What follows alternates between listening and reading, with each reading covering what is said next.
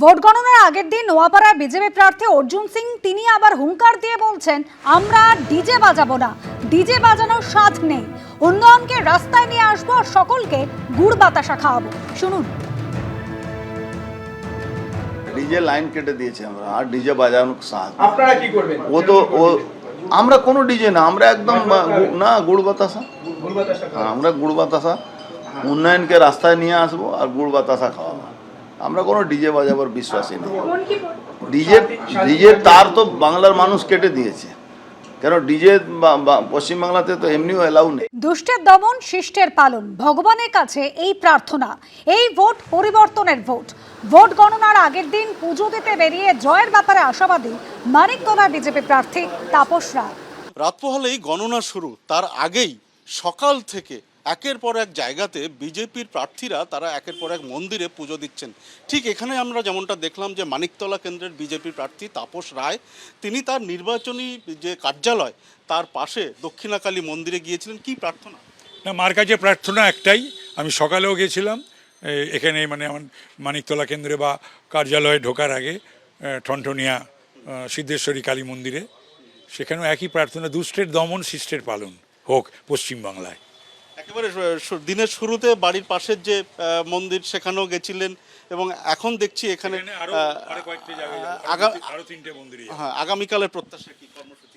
ঠিকই, প্রত্যাশা তো একটাই, যেভাবে মানুষ ভোট দিয়েছে, এ ভোট তো পরিবর্তনের ভোট, আর পরিবর্তন অবশ্যম্ভাবী। আগামী প্রজন্মকে বাঁচাতে, পশ্চিমবঙ্গকে বাঁচাতে এবং ভারতবর্ষের সার্বভৌমত্ব এবং আভ্যন্তরীণ নিরাপত্তা নির্ভর করছে এই ভোটের ওপরে, তো অনেক কিছু নির্ভর করছে। মনে হয় সেসব ভেবেই বোধহয় মানুষ বেরিয়ে ভোট দিয়েছেন। একেবারে পরিবর্তন অবশ্যম্ভাবী, এ বিষয়ে কিন্তু রীতিমতো আশাবাদী তাপস রায় এবং আর মাত্র কয়েক ঘন্টার অপেক্ষা, সেক্ষেত্রে রাজ্যে যে পরিবর্তন আসবে সে বিষয়ে কিন্তু রীতিমতো আশাবাদী তাপস রায়। ক্যামেরায় অজয় দাসের সঙ্গে সত্যজিৎ বৈদ্য, এবিপি আনন্দ, কলকাতা। ভোট গণনার আগের দিন নোয়াপাড়ার বিজেপি প্রার্থী অর্জুন সিং তিনি আবার হুঙ্কার দিয়ে বলছেন, আমরা ডিজে বাজাবো না, ডিজে বাজানোর স্বাদ নেই, উন্নয়নকে রাস্তায় নিয়ে আসবো আর সকলকে গুড় বাতাসা খাওয়াবো। শুনুন। ডিজে লাইন কেটে দিয়েছে আমরা, আর ডিজে বাজানোর স্বাদ। আপনারা কি করবেন? আমরা কোনো ডিজে না, আমরা একদম না গুড় বাতাসা। আমরা গুড় বাতাসা, উন্নয়নকে রাস্তায় নিয়ে আসবো আর গুড় বাতাসা খাওয়াবো। আমরা কোনো ডিজে বাজাবার বিশ্বাসী নেই। ডিজের তার তো বাংলার মানুষ কেটে দিয়েছে, কেন ডিজে পশ্চিমবাংলাতে তো এমনিও এলাউ নেই। আগামীকাল বিধানসভা ভোটে ফল প্রকাশ, তার আগে সাখাওয়াত মেমোরিয়াল স্কুলে স্ট্রং রুম পরিদর্শনে ফিরহাদ হাকিম। মমতা বন্দ্যোপাধ্যায় চতুর্থবারের জন্য মুখ্যমন্ত্রী হচ্ছেন। আগের থেকে বেশি মার্জিনে তৃণমূল পশ্চিমবঙ্গে ক্ষমতায় আসছে। স্ট্রং রুম পরিদর্শনে এসে আর কি বললেন কলকাতা বন্দর কেন্দ্রের তৃণমূল প্রার্থী, শুনুন। স্ট্রং রুমের নিরাপত্তা কিরকম? স্ট্রং রুমে তো সব আমাকে ঢুকতে দেবে না, কিন্তু আমাদের যারা এজেন্ট তারা বলছে এখনো ঠিক আছে।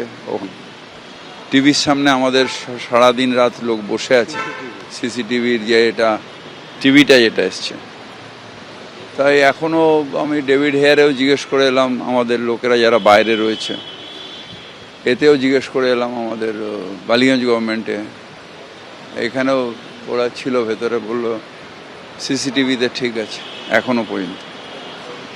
কালকেই বোঝা যাবে যে ফলাফল কি হতে যাচ্ছে, কি মনে করছেন আপনারা?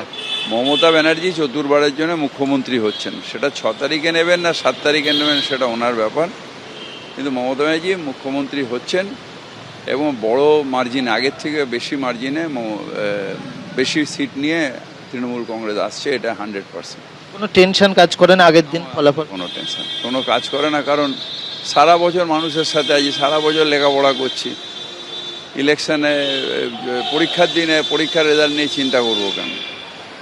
মানুষের সার্ভিস না দিলে হঠাৎ করে আসলে আমার টেনশন হতো। মানুষের সার্ভিস সারা বছর ধরে আমরা দিচ্ছি, টেনশন করার কি আছে? কাউন্টিং এজেন্ট সব কথা বলা হয়ে গেছে আপনাদের কিরকম? হয়েছে সব জায়গায়, কালকেও ভার্চুয়াল হয়েছে কাউন্টিং। আমি অন্য দলের ব্যাপার নিয়ে বলি না, আমরা আর মানুষকে সার্ভিস দিচ্ছি, মানুষের কাছে একদিনের জন্য প্রতিদান চাই। দেখছি দুদিকে পাহারা দেওয়া হচ্ছে, ওদিকে তৃণমূলের কর্মীরা পাহারা দিচ্ছেন, আপনি এখানে এসে ঘুরে যাচ্ছেন, মানে এই সতর্কতা কি কারণ?